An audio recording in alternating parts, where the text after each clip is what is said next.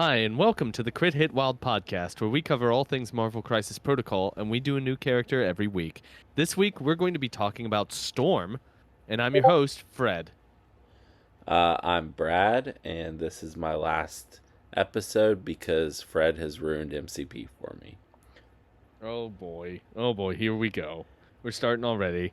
So, right now, we're waiting for Brandon, who has to change a tire. Uh, but hopefully he will be joining us shortly. Steven is also not able to join us today because of traffic-related issues. It is just a shit show of a day on our end, but we're here to record, and we have got to put an episode out.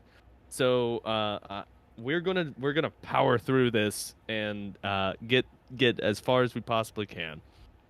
So let's start by talking about. Well, we're going to discuss the BECC qualifier that happened yesterday as of recording, but we'll do that in a little bit. Before we do, let's talk about some upcoming events.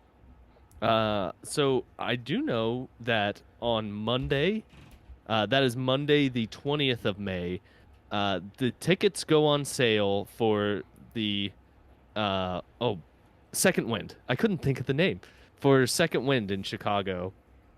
So for anyone Noon Eastern.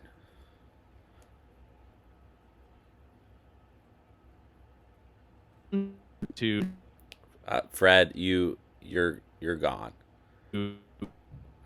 Fred, I cannot hear you. I'm gone. Okay, Oh, now no. I can. Okay. Oh boy.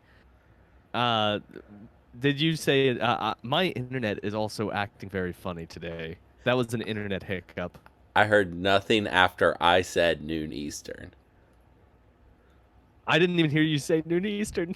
Oh boy, today is gonna be a long day. I'm sorry, everyone out there listening. Anyway, the so that sign up for that. Get in early because they run out of tickets quick. That's what I will say to everyone out there. Uh, Also, I'm gonna start talking up an event that is likely to happen at the beginning of August.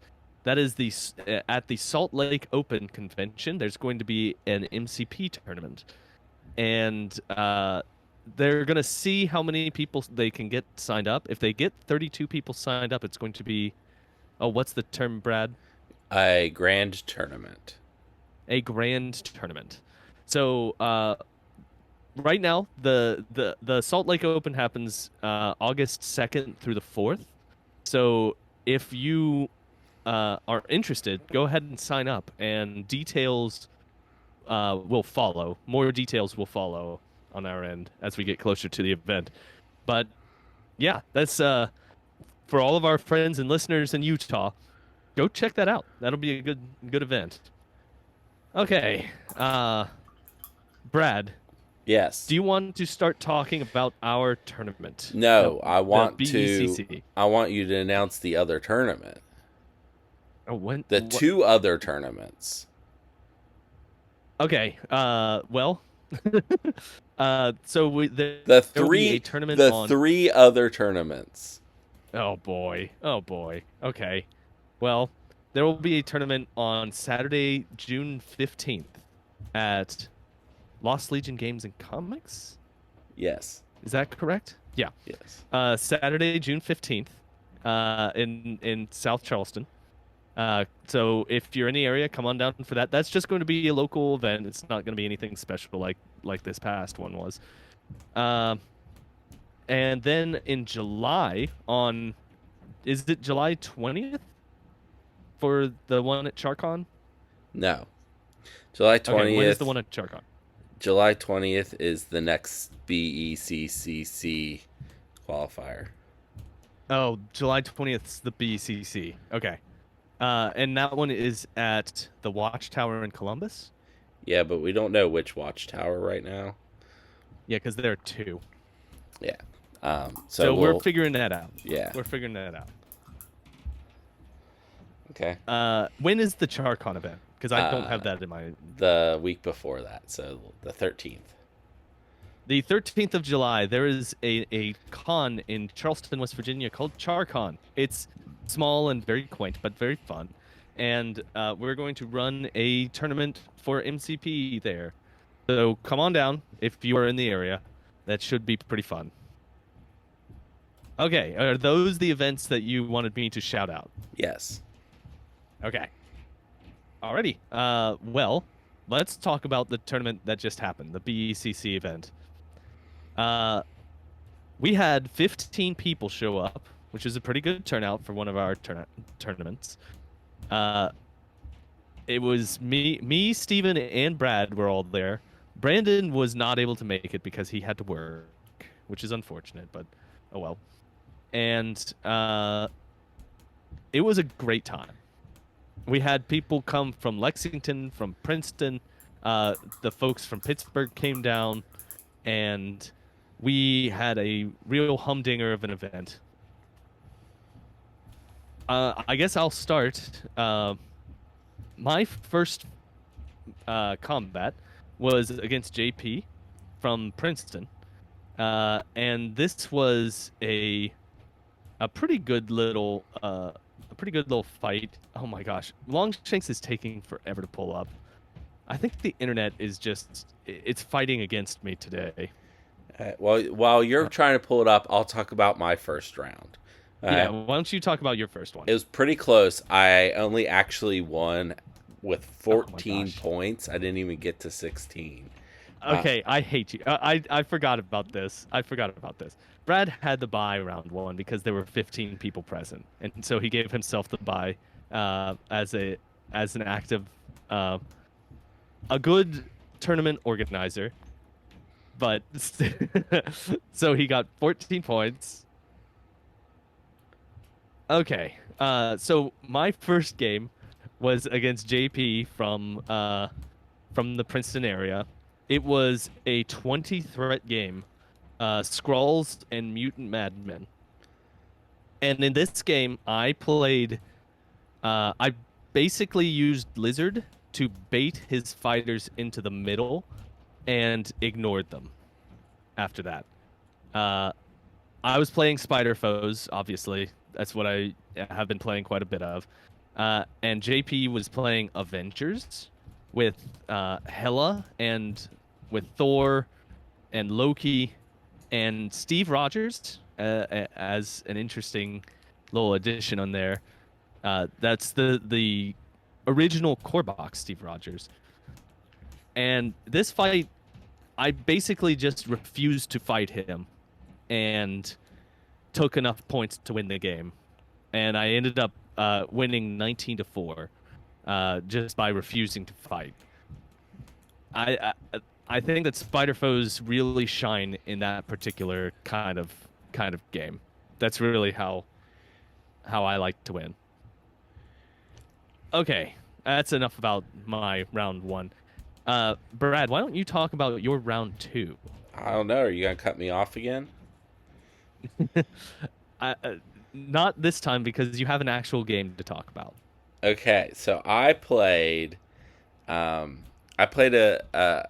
Oh God! Wait, no, hold on. It's. Can I talk about my game or not, Fred? Yeah, go ahead. Go ahead. So I forgot what round two was. I got paired up, and I like literally didn't even look at the pairs. Since I was playing, I would just create the round after the first round, and then just send them. And when I announced this, Borka almost said that I had two goodbyes. He told me later at dinner. But he held his tongue. Because I got paired with Fredward. Yep. And we ended up playing Paranoia and Sword at 16 points. Fred picked 16 points to see if I would play a point down. And I really thought about not playing a point down, but then ended up playing a point down. I played Cable, couldn't think of his name, Hulk, and Psylocke. And Fred, what did you play? I played Green Goblin, Rhino, Craven the Hunter, and uh, okay, hold on, and a Ghost Rider. I was trying to think of that of how many points that was, and I had 5 left. Yeah, so I was playing Ghost Rider with 3 spider foes. Fred used to have a Hulk problem. I have now learned he no longer has a Hulk problem. I don't know why I even That played is in this. correct. I don't know why I even played in this tournament. Fred beat me so bad. I am retiring from MCP. This Thursday, I am playing Song of Ice and Fire. I plan on collecting minis and painting them. Uh, Fred, are you gonna step up and run the tournament so they happen? Of course, I'm not going to have to because you're not quitting. Come on. This is the Come second on. time Fred has made someone quit a game. The local manager of the comic shop that we play at, JB, quit the game War Machine after Fred embarrassed him so bad, and so we're starting a new club called the We Hate Fred Club. So if Fred has ever made you quit a game, just reach out to me and we will induct you into our new club. Well, let me talk about what occurred. Um, I came into this fight knowing very likely that Brad was going to drop Hulk, and I have now in my possession the card Surprise Webhead, the Which he new tried to card that cheat came with. in. I did actually try to cheat. I'll go over that. Um, Surprise Webhead is an amazing answer to Hulk. It is my answer to Hulk, and it is a good answer. Um, Craven the Hunter will see a lot more play now that Surprise Webhead is in the meta. Craven the Hunter is built to make Surprise Webhead work. He can give everyone attacking a specific target an additional dice, including himself, and then he can make extra attacks, including a spear thrust. So that would be if he kukri strikes and then spear thrusts and then spear thrusts. That's 2 8 dice attacks after a 6 dice attack. That is absolutely devastating, and it's all for the cost of putting expert tracker out, and for the 2 that you have to pay to do surprise webhead. Uh, I had both Rhino and Ghost Rider within range of attacking Hulk at the same time. So I tried to pay with Ghost Rider, but Brad correctly pointed out that Ghost Rider is not a spider foe. So that was my mistake. But I did end up paying with Rhino, and Rhino ended up doing the final damage to Hulk after Craven did 3 attacks. That uh, put Hulk in the dirt I think it was very early in round 2. So I basically bum rushed Hulk with my team and took him out. And that after that happened, this game was extremely one-sided. And I ended up winning 22-9. And I broke Brad from the game. Brad has now quit, apparently. And Brandon is now here. Brandon has joined us, thankfully, so that it's not just Brad and I talking to each other. Hello, Brandon. What's up, Fred? How are you today? I'm doing well. How are you? Doing well. Brad, do you have anything to add about the game that I just described? Uh, if I were to ever play this game again, I now know that Fred doesn't have a Hulk problem, and I would have played things differently here, and played Yeah. not Hulk, and played maybe Crimson Dynamo, and some other 4s instead. Yeah, I think that if you had taken Hulk out and put in Crimson Dynamo and let's say a Domino, you win this game. Probably, almost certainly.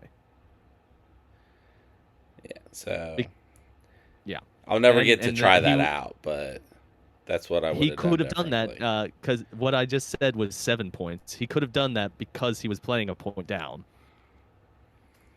His particular weirdness that he keeps trying to do. But yeah, I think that's how that. Oh no, we lost Fred again. Hey, Fred, you're cutting oh, out again. hey, can you hear me? Yes, now I can hear you. Okay, sorry about that. All right, let's move on to round 3. So my round 3 was against Bryce from Pittsburgh. This was it was spider infected and super powered scoundrels at a threat value of 20. I was playing Doc Ock with Green Goblin, Rhino, uh, and Lizard, and Bullseye, and one other person who I am blanking on at the moment. Craven the Hunter.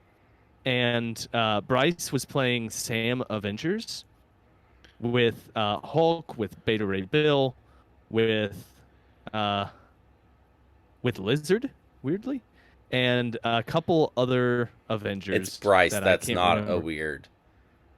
Right? Yeah, yeah. Lizard. It makes total sense. But it was this game. I had a terrible round 1. Bryce was able to. Oh, he had Doctor Voodoo too. Bryce was able to use Doctor Voodoo's what's it called? His possession ability on Lizard in round 1, making me drop the middle point. He was able to contest one of my back points, and it ended up being that he scored 7 victory points round 1 to my 2, which was awful, awful, awful. Like it was a You deserve really, this. yeah. I got absolutely decimated round 1. I started clawing my way back round 2, and I was able to again kill Hulk because now that I've got the tech for it, I'm locked and loaded to start exploding Hulks across this game. But I couldn't get back. I couldn't get my points back anywhere near fast enough to pull out a win. The game ended with Bryce winning round 3, 18-10. So yeah, I just could not catch back up. He was too far ahead after round 1. So oh well. That is how this game goes sometimes. It was a great game, and I need to come up with some solution to Sam Avengers because Sam Avengers does what I do better than what I do. I need to come up with a better solution. All right. Well, Brad, what was your round 3? My round 3, I played Steven, Alien Ship and Sword Base, 17 points. I played not Hulk, so I ended up playing Cable, of course, Psylocke Bishop, Logan. He played First Avenger, Thor, Sam, Cable. It's a pretty bloody game. I ended up taking out Thor by the end and Sam, although Sam should have died earlier, and that was very relevant. He took out everybody but Logan by the end of the game, and so I, of course, lost. Logan did a lot of work this game, but it wasn't enough. There's one point where within range 2 of my Cable, I'm pretty sure he had his Cable, and I know Thor and First Avenger were there. So like we were playing pretty close to each other.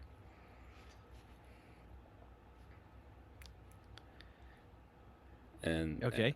and he What, he won 20-13. yeah. So, you know, Yeah. another This looked game like where it was a brutal. I probably shouldn't have even been there. I should have just ran the tournament. Oh, I'm sorry, Brad. This game looked brutal when I came back to it. When I looked at it, when I finished up my game.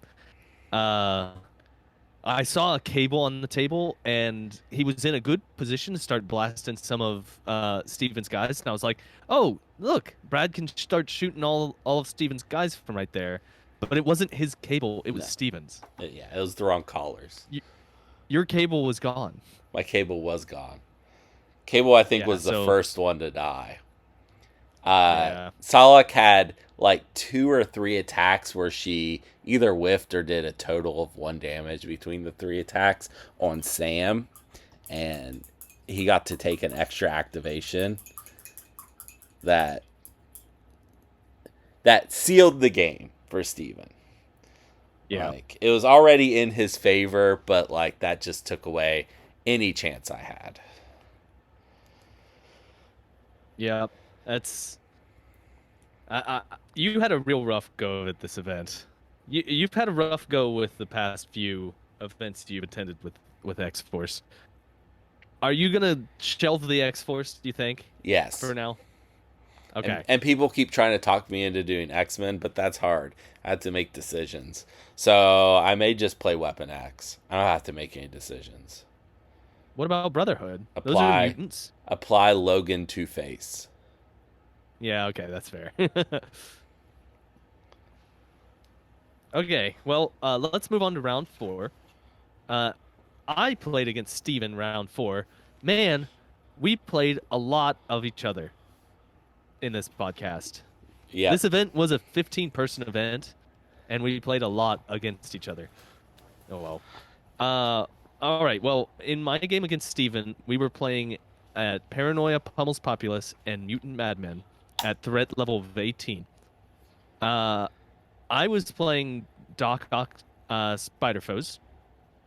I had Doc Ock, Green Goblin, Rhino, and Craven the Hunter and Lizard. That was 18 points. Steven had Thor, Cable, Steve Rogers, First Avenger, and Black Panther for 18 points.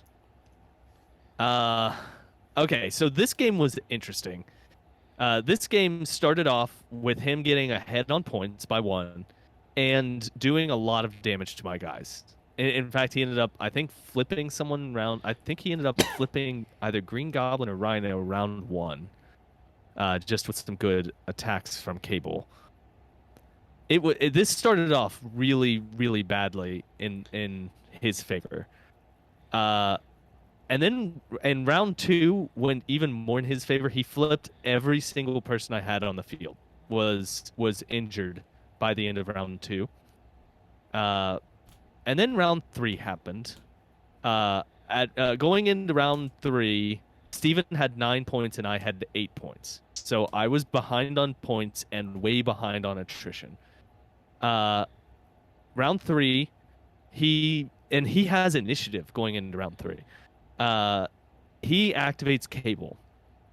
Cable needs 2 power to do an Ascani's Stun and hit 3 of my characters.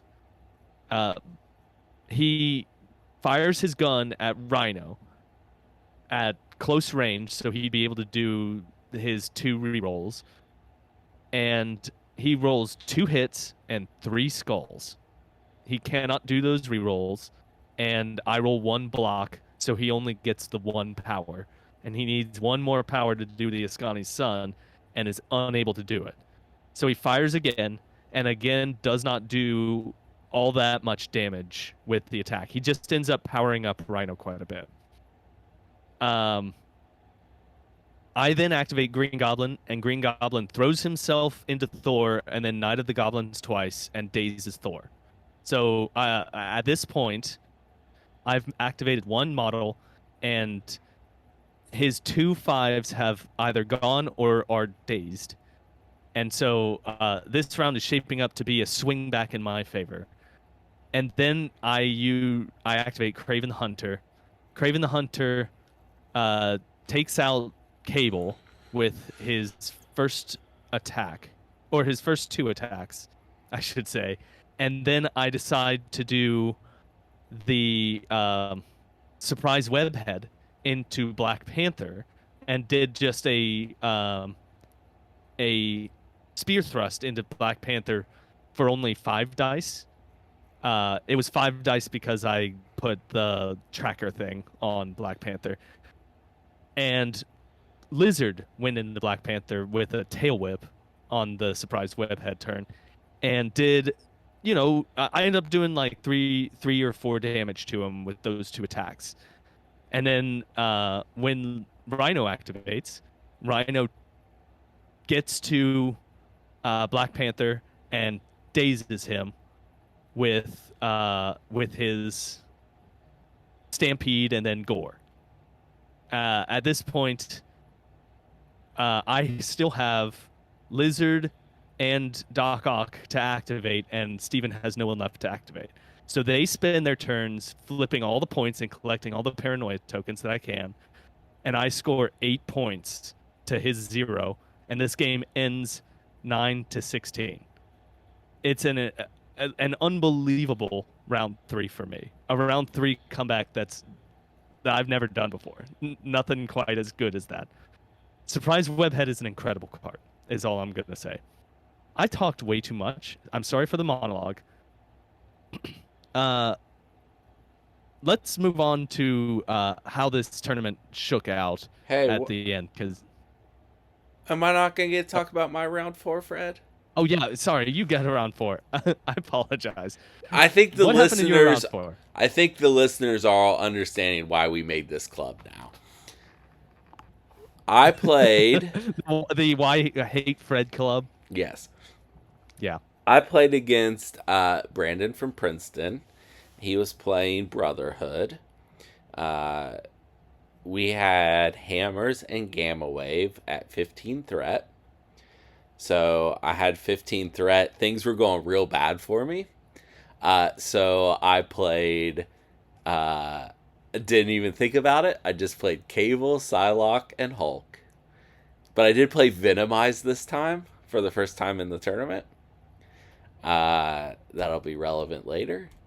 He played Magneto, Hulk, and Blob. So wait, so okay, interesting. yeah, not what I expected, but yeah. So some things that happened. I played Venomize first turn on my Hulk. He ended up throwing something with Hulk so that he could then use Blob and Magneto to Asteroid M, Magneto up to attack my Psylocke, who had a hammer, and daze Psylocke. That was unfortunate. Turn 2, I had plenty of power on every... Oh, I did some damage with Cable onto his Hulk, but my Hulk didn't get to attack or anything first turn, because all he did was Venomize. And it was a significant amount of damage. I don't know how much, because at the start of turn 2, Cable did it again and left Hulk at 2. Oh my goodness. Yeah, so between turn 1 and turn 2, he did 18 damage. Holy guacamole. He then went with Hulk and patched him up. So now he has 7 health left. And he attacked my Hulk because I had played Pretty Sneaky Sis on Psylocke and Cable, the only two that were allowed to use it. So he ended up attacking my Hulk and put a significant amount of damage. It was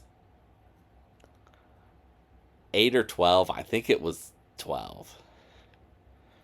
Like a significant amount of damage.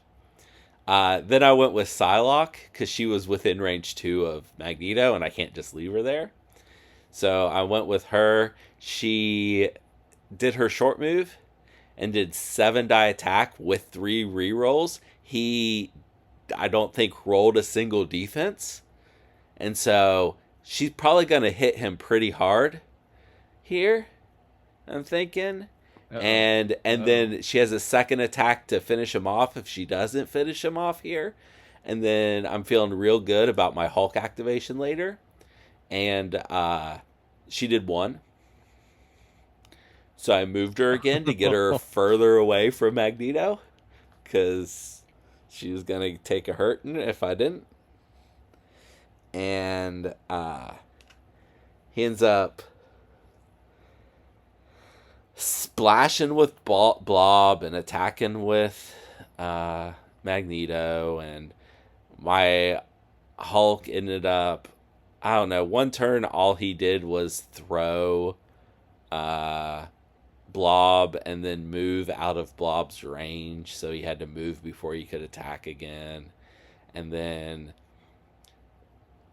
after I had lost Psylocke, there was a Hulk turn where I Venomized into Blob and completely whiffed.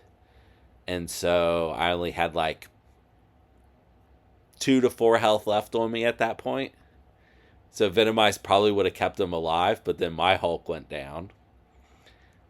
Cable was dazed at that point. Cable had lost 2 hammers. Hulk never did have a hammer. And then Magneto ended up with 3 hammers. Cable dazed Magneto, picked up all 3 hammers. I ended up on his Gamma to score 5 points. There was also one point in the, like, really early in the game, I realized that we didn't have a turn tracker on the thing, but I didn't really think too much of it. But then, like, a couple more turns in, I was like, that might actually end up being relevant. So we talked it out and figured out we were on turn 4. At the end of turn 5, I score 5 points, going up to 13. And he was at 12 at that point. I think it was 12. And oh man, this was close. Yeah. And no, he was at 11. Right. And I have initiative because I only have 1 model left and he has 2. And Cable has 2 health left. Maybe 1 at this point. I think he like failed just short. It was 1 because it became relevant. And I like pick up my dice and I'm getting ready to roll 8 dice at Blob with 2 to 3 rerolls and all this stuff. And I'm just looking at the state of the board. And I went, I'm sorry I'm doing this. And I double move and then body slide Cable back behind a size 5 building on his side of the table and and say, if you can't get to me and kill me, I just win. And he couldn't. I mean, that's what you got to do sometimes, man. There's no shame in it. He couldn't do it. So he just scored his 3 points, and I scored my 3 points, and it ended up 16-14. And I finally won a game. But it was relevant that I was at 1 health because he was like, which happens first, the gamma damage or scoring? And I'm like, scoring is the first thing that happens in cleanup. So I will score my points before I get wiped. And then the game immediately ends. Wow. It's been a rough couple months for X-Force. It has. All right. Well, that was our tournament. The winner of the tournament was Les. Congratulations, Les, if you're listening. You did great. Bryce got second place. Borka from our meta got third place, and I got fourth. And I believe, I want to did check Stephen something. get fifth? No. It was Greg from Pittsburgh, convocation player. okay. Okay. He got. Okay, that actually makes me feel better. Bryce didn't know that top table was in his own rules document. And I'm not a big fan of top table. Uh But huh. Bryce would have got second place even if it wasn't top table. So that makes me feel Okay. better about it. Yeah. Yeah, that's good. That's good. I don't second guessed it. Bryce deserved that second place. He did well. He did great. All right, let's move on. We've prattled on long enough about stuff about our games played. Hey Brandon, I want to bring you into into this conversation. I've got a question for you. Do you have an opinion on Black Bolt? Yeah. Because we did All Black right. Bolt last week and you weren't there, and we did not agree on how good he was. Brad and I were saying we're very up on him, and Steven was much less happy with Black Bolt. There's nothing bad on Black Bolt's card. The worst thing about him is that he is an inhuman leadership. Um, he's got 17 health.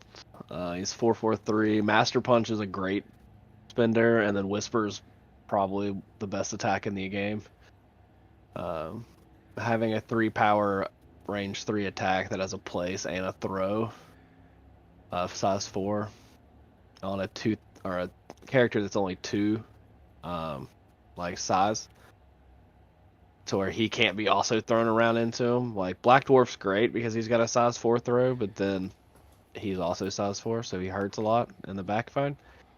He can protect himself defensively. He has an offensive defensive reroll. He can stagger. Whisper has a stagger built into it. As auto stun with stagger on wild on 10 dice with a reroll. It's me and Brad did the math last night. It's something like 80 some percent of getting Wow. the stagger on each of them. It's a beam 4, so it hits whatever you want it to hit. And he's got an energy, which energy just keeps getting better. Having a range 4 energy attack, 6 dice with a pierce, is awesome, and a reroll is really good. He's got a 1 power bodyguard on his front side to help him get to that back side. Then once he's on his back side, he's really hard to get rid of. Yeah, I think he's really. I think like I said, the worst thing about him is that you look at this model because he's as an inhuman leadership, and the rest of the inhuman models just aren't very good. Like that's the worst thing about him. Yeah, I think he's outstanding. I think he's a great. Just you don't have to answer right now, but later I'm gonna ask you for a letter grade, just to see. For Black Bolt, Yeah, probably B plus. B plus. Okay. Yeah, I think he's really good, but like, there's still some things. He's still a 5 threat, and they're hard to splash. Yeah. The only affiliation he's in just isn't good. Huh. They do a lot of tricks. Like they're a very like gimmicky faction. Like they're always the faction you play when you're trying to pull like shenanigans and stuff. Like when things break in the game, it's like, oh, Inhumans can do this because of like Black Bolt able to pass power and Lockjaw being able to move people. But like as an character top to bottom, he's really good. He's just not affiliated anywhere else. All right. Well, thank you. That'll do for that. Let's do a recalibration matrix. So sometimes when we give a letter grade to a character, we either don't really take into effect their effect on the meta, or there's been an errata, or the character has changed in some way, or sometimes we're just plain wrong. And when that happens, we like to go back and do a recalibration matrix about that character. This week, we're going to be talking about the Sentinel Mark IVs, which I'm not 100% what we gave them, because when we did that episode, we did both the Mark IV and the Mark IV Prime, but it looks like we gave them a B plus, which is really high for this. What is maybe the worst faction in the game? Maybe the worst faction. It's certainly not doing well in the statistics. Let's be clear that Fred gave them an A minus. Okay, I gave them an A minus. Yeah, that was wrong, and we need to recalibrate that. Yeah.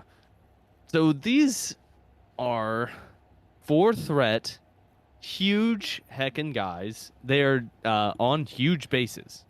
So the movement is, I mean, they can move around the table quite a bit.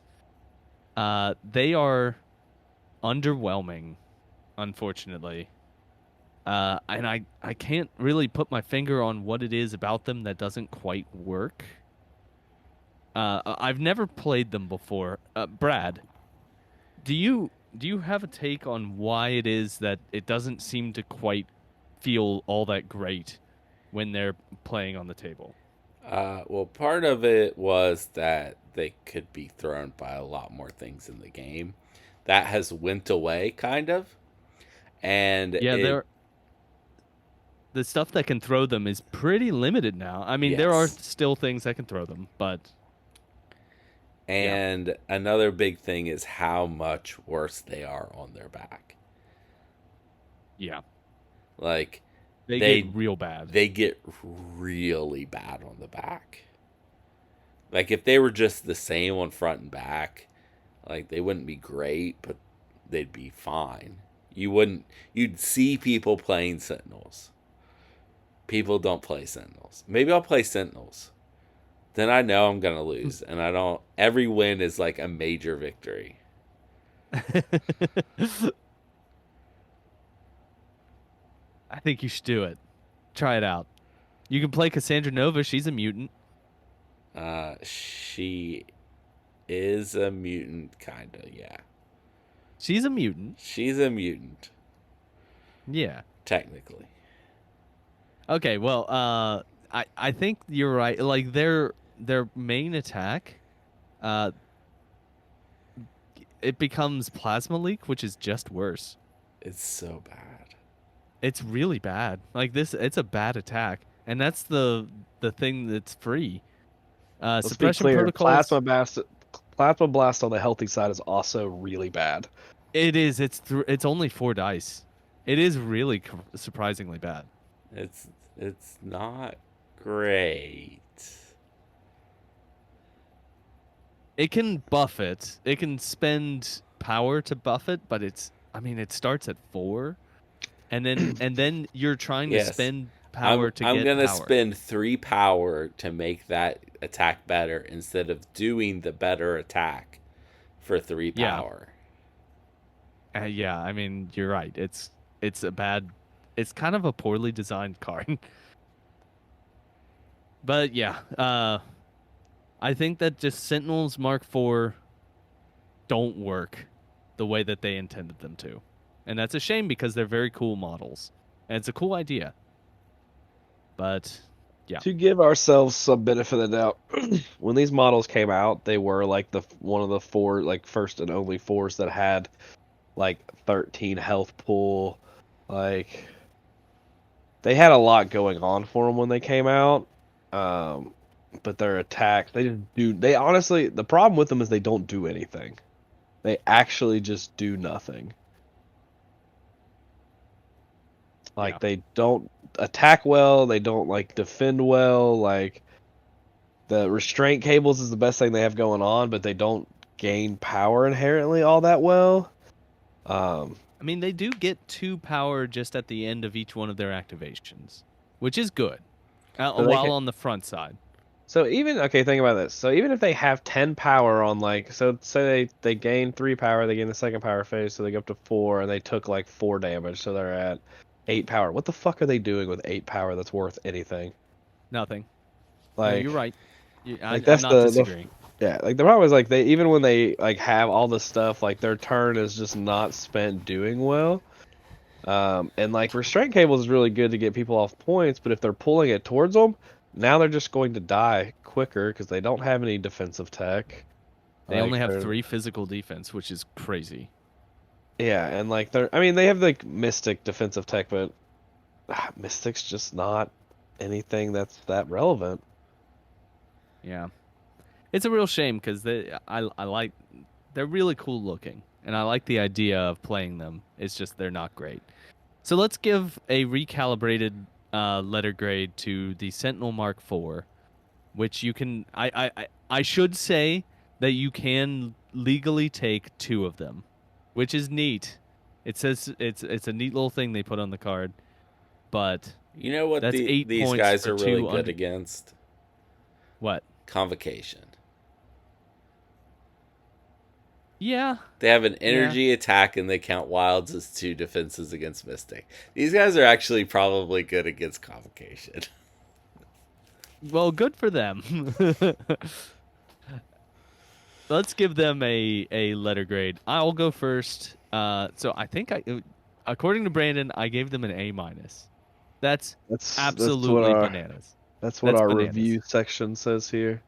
Yeah, It's the Sentinels MK4. Brad gave them a B plus. You gave them an A minus. I gave them a B minus. That I'm gonna might give them.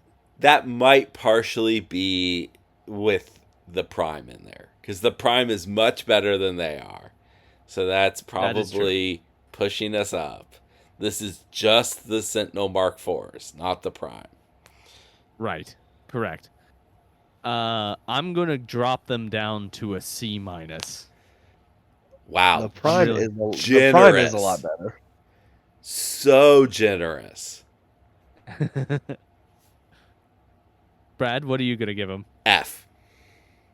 F? Is this an F model? They're bad. Yeah. I think I agree with Brad. When we were talking about the worst models in the game, honestly, the worst box in the game might be the Sentinel box. Yeah, we did. You guys, we were talking about that last night. No one said the Sentinels, and I don't know why. Because we forgot they existed. Are they 2 different boxes, or do you get them in? This Prime is in a separate box. Yeah, the Sentinel box that gives you 2 of these is the worst box. It's probably the worst box of the game. You know what? Sin and Viper's really close, but Viper actually is better than both of these. It's better than the Sentinel. Oh yeah, Viper has use. Viper's not useless. Fred. Yeah, Viper does stuff. Dave's gonna be so happy we gave a model an F. I am going to. You've talked me into it. I'm gonna go down to a D. I'm not going to an F. I'm going to. I was on the D minus train, because I was trying to think like it's hard because there is that minor positive against Convocation, but even against Convocation, like they're still not very good. No, they're not. Especially because Convocation splashes so many big like characters that just ruin this like all the other 4s and just eat them for lunch. Like even a lot of 3s, like Valkyrie shreds a Sentinel in half. Oh man, she does. It does absolutely nothing in return to her. Right. Can Ebony Maw throw them? No. Okay. Okay. Oh well. I know that Black Swan can. Yeah, the things that can throw size 5 are still very limited. Yeah. All right. Well, that's our recalibration on these Sentinels. Let's play a game. And that is the everyone mocks Fred for not knowing anything about comic book trivia game. And ruining the Brad. game of NCP for people. Okay, so in this game, I give Fred trivia. The answer is a model in MCP. But the trivia is about the comics, which Fred doesn't know anything about. Fred, I do have another comic for you to read. When you're ready. And Fred will get the trivia question, and then he'll get a hint. And then Brandon will get a chance to answer to give the team points. It will go 3, then 2, then 1 point. And Fred needs 6 points 9? to win. Is it going to be 9 points? Okay, 6 points to win. That sounds right? This number changes every game. I am very consistent. With this podcast is recorded. You can go back and listen and see that I am very consistent. Okay. Fred, are you ready? Do you have any questions? Great.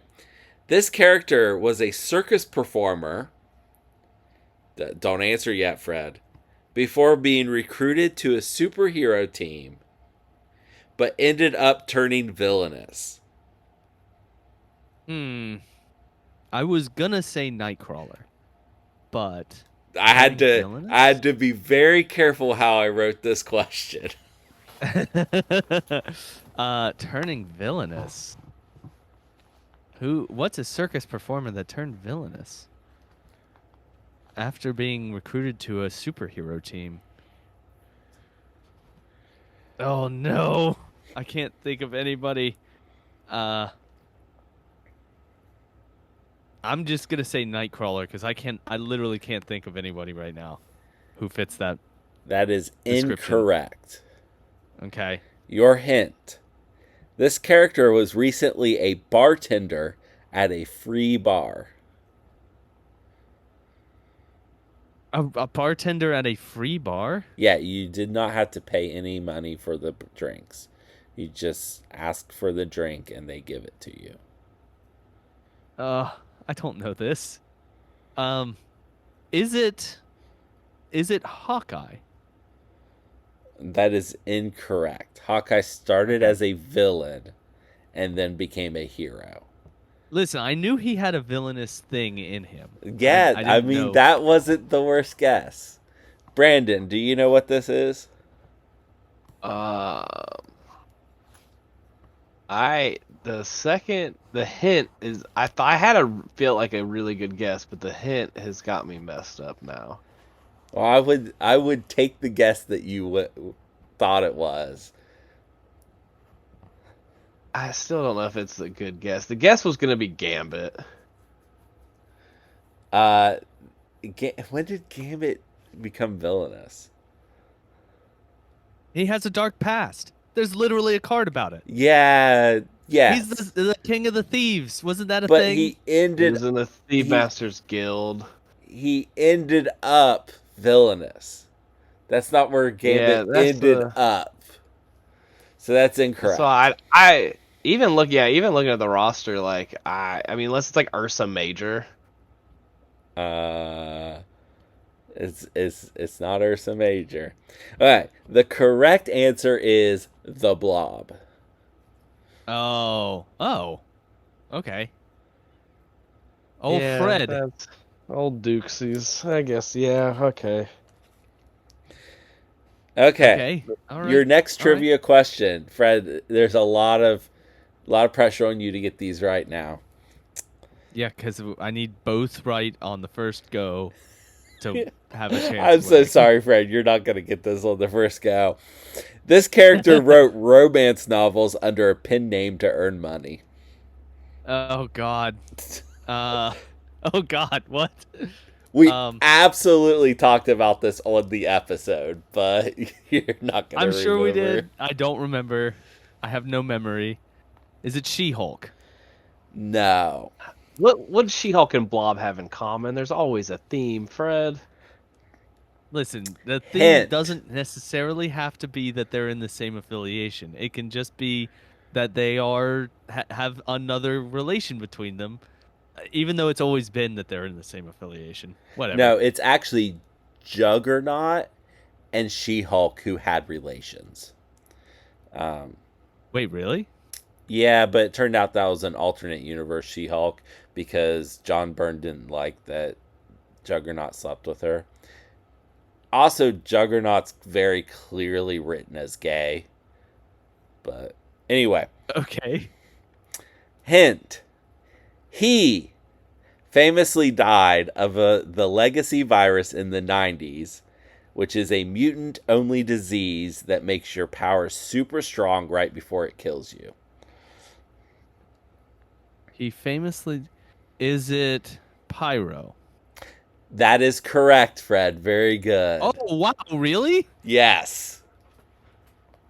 I would like the record to state that that was a lucky guess. That is correct. It was Pyro. Okay. You ready for the last one? Great. This character's main motivation is to beat up his stepbrother. I swear Is to it God, Fred. Is it No. Sabretooth? Fred, I swear to God. It Is is it not Sabretooth. Jesus Christ, Fred. Your hint, Fred. This person is unstoppable. Is it Juggernaut? That is correct. So if I add up these points, and it's really hard because you scored so many of them, you have 4 points. You need 2 more points to win. And I'm out of questions. Except for the bonus, which is worth 2 points. Are you ready? Are you ready, Fred? Are you Freddy? Are you ready, Freddy? We should say that more. What do these characters have in common? Brotherhood. You score Brotherhood your mutants. 2 points and win for the week, Fred. Good job. Yay. The changing point levels is so weird. What are you talking about? The bonus is always worth 2 points. Okay, it is becoming a thing where if you keep doing them by affiliation connection, I'm going to be able to know who the third one is. Maybe. You would think that, but you just got Juggernaut wrong, and that was probably the easiest question he's asked you. Well, I chose Sabretooth, who is also in the Brotherhood of Mutants. That wasn't a bad guess. And I think of him beating up his stepbrother. I guess Logan isn't his stepbrother. It's his biological brother. No. They're half brother. Okay, No. whatever. They are. I they think not the half fact brother? They that are none of us know. not related at all. Okay, well, tell that to the movies. Well, the movies are going to do what the movies do. They are not related at all. It was someone's intent at one point for Sabretooth to be his father, but that never actually happened. Wait, so he was killing all of his loved ones on his birthday, and it was his father, or someone that was? I don't remember when the father thing was or who the father thing was. I'm actually now really glad I did not ask about someone getting Wolverine a present every birthday is what I was going to ask about Sabretooth. I'm glad I didn't ask that question because clearly you would have known it. I remember that one. Okay, well, thank you, Brad. That was a lot of fun. That was the Fred doesn't know anything about comic book trivia segment. And I guess we should go on to the person that we are here to cover today, and that is Storm, otherwise known as Aurora Monroe. Her defenses are 3 physical, 4 energy, and 3 mystic. She has 5 health on both sides of her card. She is a threat 3. A threat 3 for all she brings. Size 2 and a medium mover. I'm going to do the first 2 attacks. So her first attack is an energy attack called Lightning Bolt. It is a range 4, throws 4 dice. It has the Builder rule, and it does Wild Shock. And then she has another attack, which is a physical attack called Ice Blizzard. It is a Beam 3 that throws 4 dice. And if this attack deals damage, after this attack is resolved, the target character gains the Stun special condition. Brad, why don't you do both Hurricane and the affiliation? Hurricane is a physical attack. It's area 2, 6 dice. It costs 4.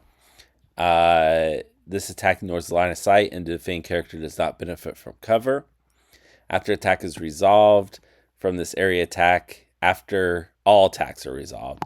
Each enemy character with the flight superpower targeted by this attack suffers 1 damage, and allied characters in range of this attack do not suffer damage from this attack. X-Men Gold Leadership, which is Uncanny X-Men. Once per round, you may use this leadership ability during an allied character's activation if it is not holding an objective token. If you do, the active character may spend 1 power. If it does, another allied character, choose another allied character within range 2 of it. Place the active character within range 1 of the chosen character. Additionally, when an enemy character targets an allied character with an attack, if the enemy character is not within range 2 of it, the allied character may re-roll 1 of its defense dice. Okay. All right, and Brandon, why don't you finish off the card? I have the Storm for 2 power. During the next attack action made by this character this turn, add 2 dice to the attack rolls. Tempest for 3 power. Choose an interactive terrain feature or enemy character most size 2 or less within 3 and throw it short. You can only use it once. Ooh, this superpower can only be used once per turn. Goddess of Storms. Characters must be within 3 of this character to target with attacks. She has flight and she's immune to shock. All right. So we have one of the preeminent Storm players on the podcast right now, but I'm gonna let him talk last so that he can do all of the really niche, interesting things about what she brings to the table. Yeah, no pressure. You certainly have played her more than most people who play this game. So one of the things I think that she brings a hell of a lot of good for a 3-threat leader. She has a great leadership. It's really good. It's a really good leadership. It used to be incredible. It used to be like an unbelievable leadership, but they errated her relatively recently. Other than her leadership and being a 3-threat leader and having stealth that's not stealth, so it's better than stealth. I don't usually see her doing a whole lot of this stuff on the table. The way that I've played against her, she usually is on a back point, shooting people at range 4 with lightning bolts. I don't think I've ever seen her use her hurricane power.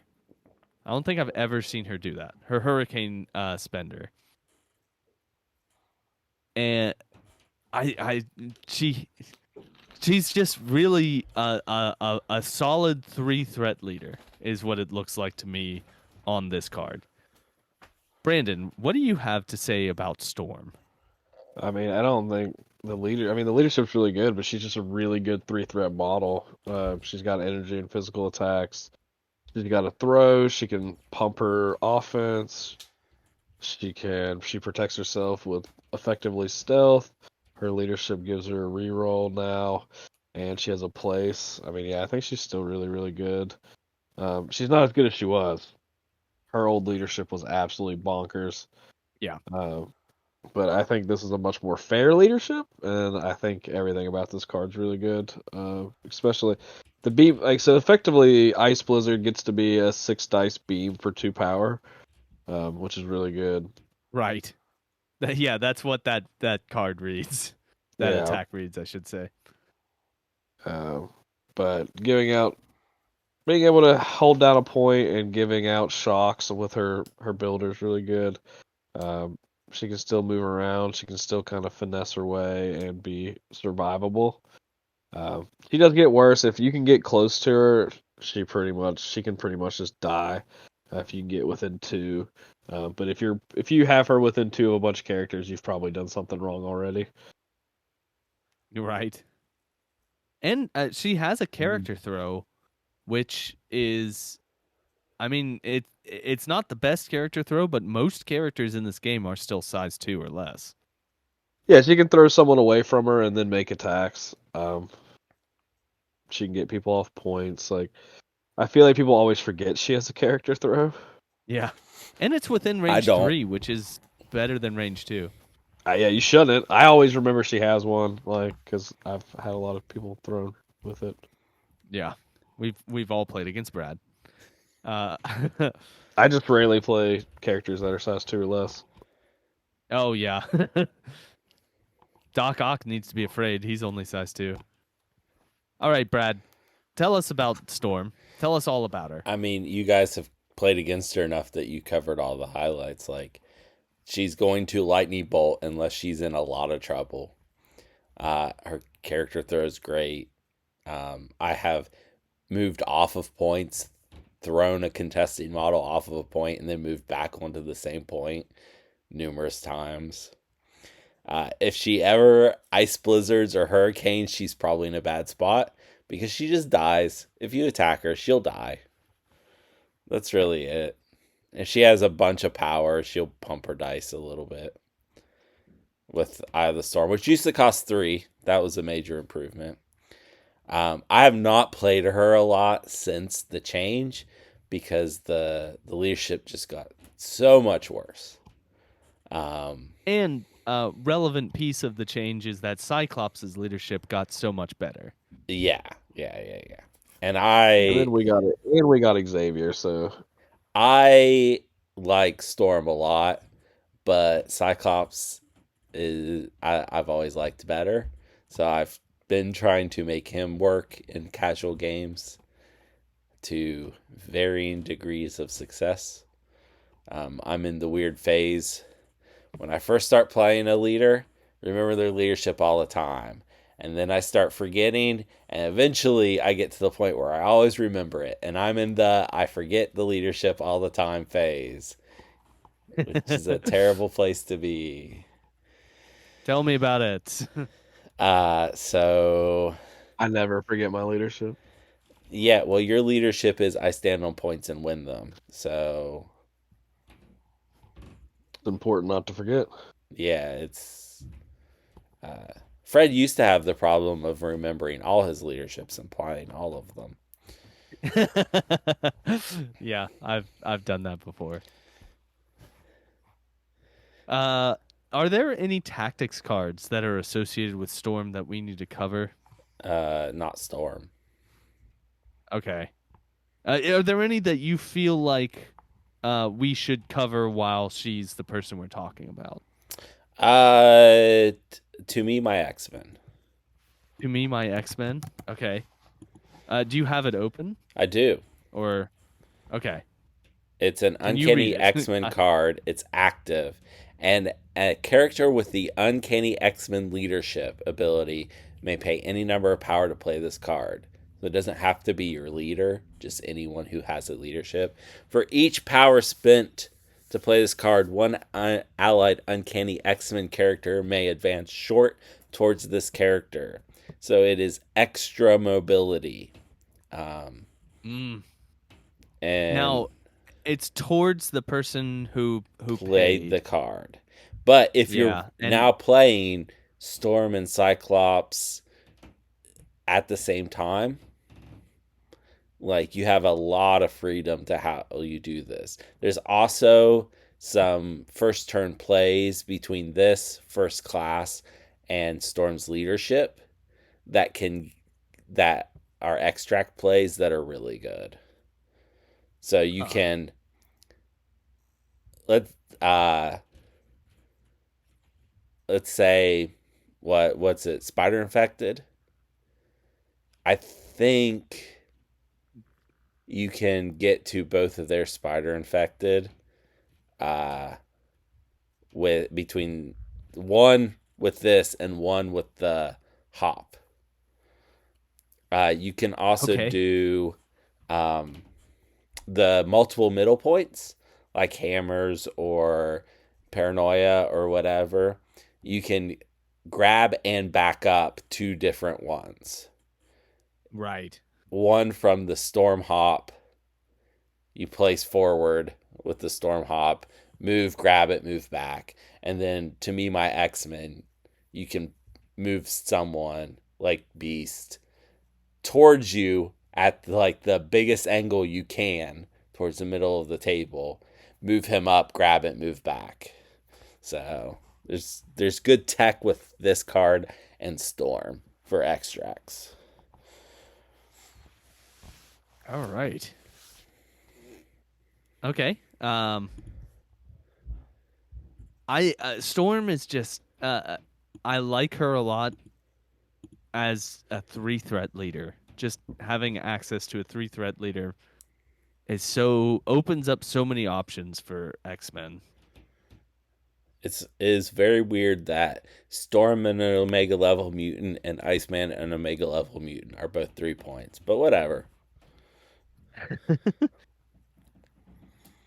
All right, let's give Storm a letter grade. To be fair, Iceman's too stupid to actually benefit from being an Omega level. He is very bad at using his powers. That has not been true in the last like 3 months though. So Maybe. he was literally teleporting through water to pop up all over the world. And For him, he finally did something useful. Stuff. Huh. Okay. Let's give Storm a letter grade. Okay, this is gonna Fred. come up in trivia, and I'm gonna hate it. Fred, what letter grade do you said. give Storm? I'm gonna give Storm an A-. I think she's great. I think she's a great 2. No, I take it back. I'm giving her a B+. B+ for Storm. Walking her back a little bit. I think she's really good. She's a good leader, and she has a lot of play in X-Men. Okay. Brandon. Brandon. What leader? I mean, what score? Her leadership getting changed definitely makes her a little bit worse. Like even without it, I think she's solid. I wanted to tell Fred he was wrong at A-, but then he moved it to a B+, and I think that's where I'm at, which is unfortunate for me in telling Fred he's wrong. So I'm just gonna agree with Fred and say The difference between an A- and a B+ is pretty small. I disagree. I think you gotta be real. So you gotta be like really splashable to get in that A range, and I think it's kind of hard to splash Storm. All right. I mean, you're right. I agree with you.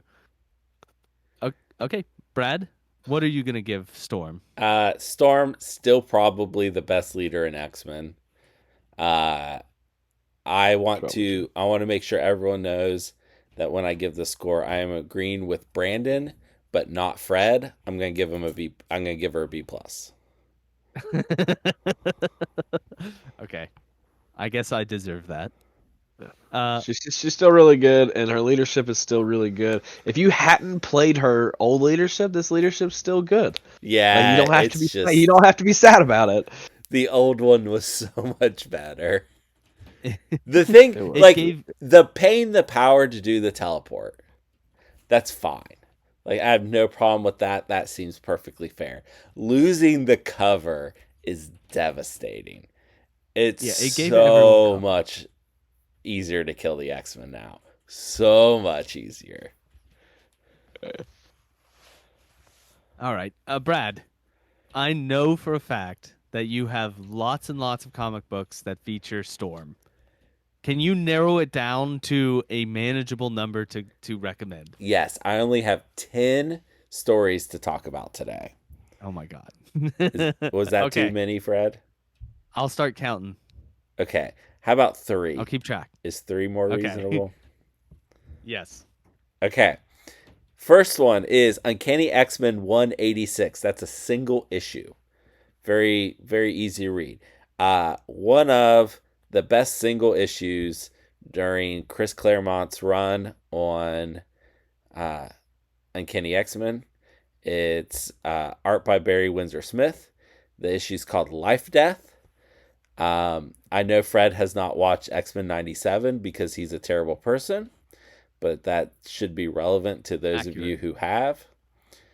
I watched it in a week. I went back and watched the 90s and 97, Fred. Fred has no excuse. This story is about a depowered Storm and her discovering who she is without her powers. And it's really good. Forge is in there. It is a very, very, very good issue. And it is only one issue. I was really wondering where you were going with this like collaboration, and now I know. That's literally the name of that episode. Yeah. That all checks out. Like I'm not at all like I have noticed when I started, even like the '90s show, a lot of the names of the episodes were like names of the comics. Sometimes it's pretty mixed. Yeah, not all the time, but there were more than I thought there were, because Yeah. I was like, man, that sounds really familiar, and then I'd be like, oh fuck, no shit. All right. Next is X-Men Worlds Apart. This is by Christopher Yost and Diogenes Neves. This is a mini-series about Storm battling the Shadow King yet again. Shadow King is an X-Men villain, but he mostly fights Professor X and Storm.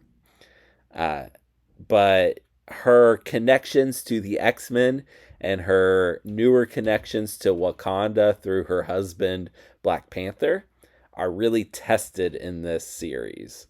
And it kind of brings those two worlds together. So this is why she is technically Wakanda affiliated also.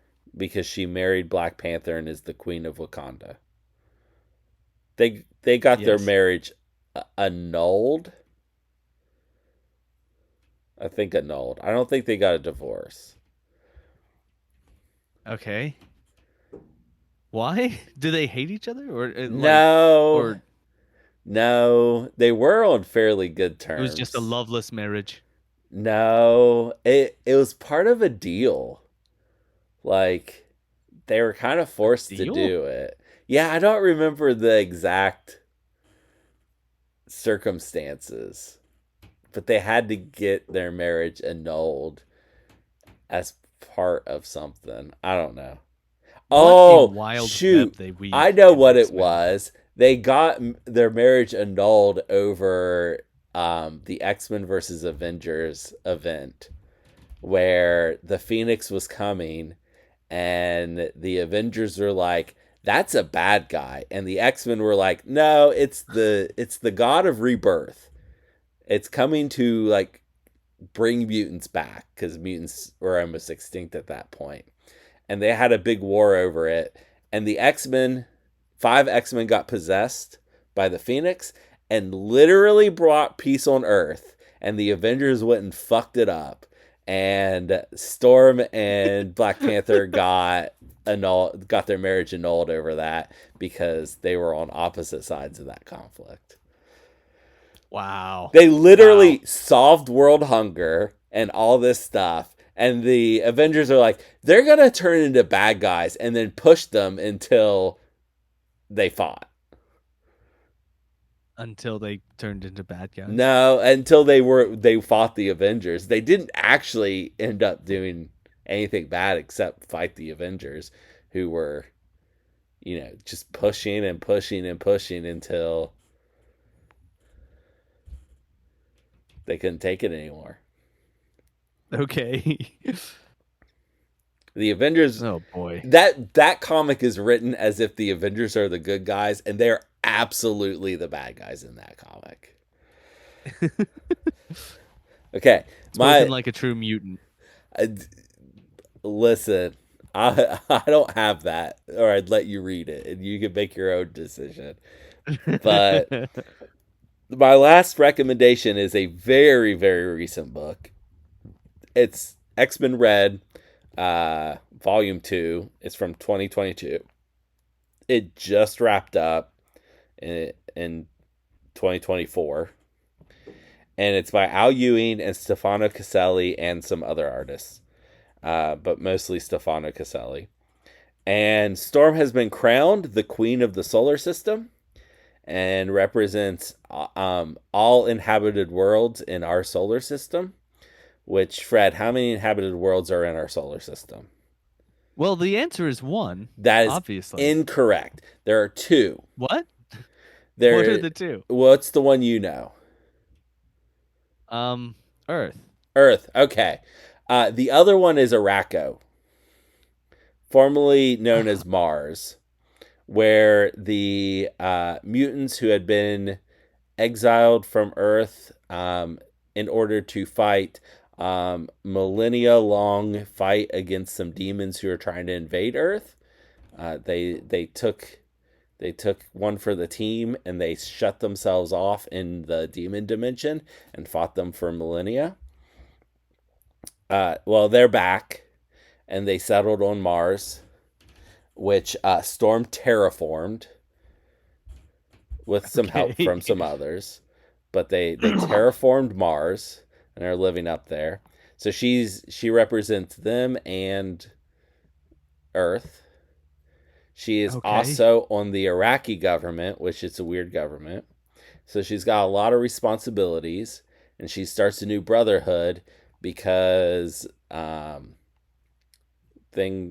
there's someone pretending to be a good guy who's a bad guy, and she's like, they're definitely a bad guy, and other people don't know that. So she calls her team the Brotherhood. She also has to deal with intergalactic politics, being the regent of our solar system. Oh my goodness. And she is a badass. She is so cool in this comic. Yeah, I mean, she has to do it all and save the day. Yeah, she terraforms Mars, is the representative of the entire solar system to the galactic community. Yep. You know, Just a everyday Tuesday. stuff. You're right. It's just a Tuesday for Storm. She's badass. Okay. Uh, Okay. There's also this event called Judgment Day, where a celestial comes down and judges Earth as needing to be destroyed, and they're all the Avengers, X-Men, and Eternals. Externals are something different. We're not going to talk about them. The Eternals are trying to convince them that Earth is worth saving. And she does some pretty badass stuff during that. Her and Magneto do some badass stuff during that event. Okay. That's an eventually Which you can't I go want you into. to read it. Okay. That's Is it as good as House of X Powers of 10? No, but it's close. It's pretty good. Okay. I mean, just the fact that I remembered that name should tell you how that I like I'm it. impressed. Yeah. I'm impressed that you remember It was name. really good. If I ever have trivia from that comic, I expect you to nail it. Oh God. Oh God. I'll miss it. And I'll feel bad. All right. Well, Brad, thank you for those recommendations. Brandon, what is a faction where you think that Aurora Monroe could really shine? Sam That isn't her. Avengers. Okay. Yeah, yeah. I think any of the ones that want to play really wide, like Sam Avengers. I know Brad will hate this one, but she's literally the best in. If she was an Inhuman, she'd be the best model in Inhumans. Like her and Black Bolt would play really well together. She would never. I do want to point out, since you said Avengers, Storm next month or the month after is joining the Avengers. Huh. Basically, they decided she is too powerful to put in X-Men comics, and they're going to put her on the Avengers. That was a fun little system that just happened because I legitimately wasn't sure. Are her only affiliations X-Men and the Wakanda? No, she's also A-Force. A-Force. Ooh, she'd be a staple in A-Force if they got a leadership that wasn't, She-Hulk.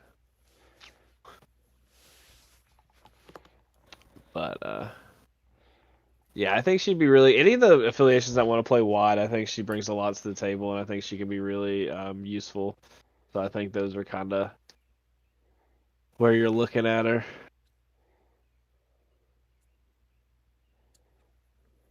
Okay.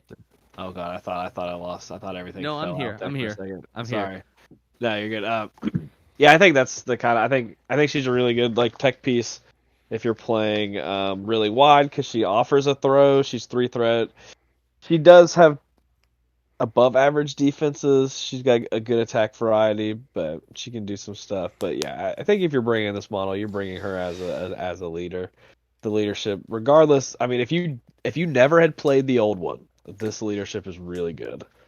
Right. It's just not nowhere Right. as good. It's nowhere near as good as the old one, unfortunately. Okay, well, I guess the only thing that's left is my non sequitur recommendation. I'm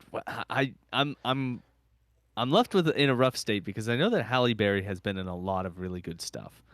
But I want to bring a Korean drama that She Who Tolerates Living with Me and myself finished recently, and that is a show that is viewable on Netflix called Gyeonsong Creature. This is a period piece set in the occupied Korean peninsula in 1945 during the waning days of World War II. Uh, it is about it is like a melodrama slash action series that stars some of the biggest names in Korean cinema doing really a masterful performances, and it is fun and engaging and a great show, absolutely worth watching. That is Gyeonsong Creature on Netflix, And and I that would will like do to it. recommend Catwoman, the movie with Halle Berry. Absolutely, The do mo- not watch the Catwoman. movie is camp. It's so much fun. It is a terrible It's so movie. much fun. Ooh, there's a movie you can recommend with Halle Berry and Hugh Jackman in it. Is it There, Swordfish? I It would is not Swordfish. recommend that movie. Swordfish is also a bad movie. Do not watch it. Swordfish is great. Don't listen to them. Swordfish is Swordfish is bad. bad, and the hacking is ridiculous. It's only bad if you pay attention to the details. Swordfish is bad. Uh, Catwoman is bad. Gyeonsong Creature, very, very good. Highly recommend. To be fair, that movie sounded like the beginning of Godzilla. It's a TV show. It's like a 10 episode It'd be a lot series. cooler if it was Godzilla.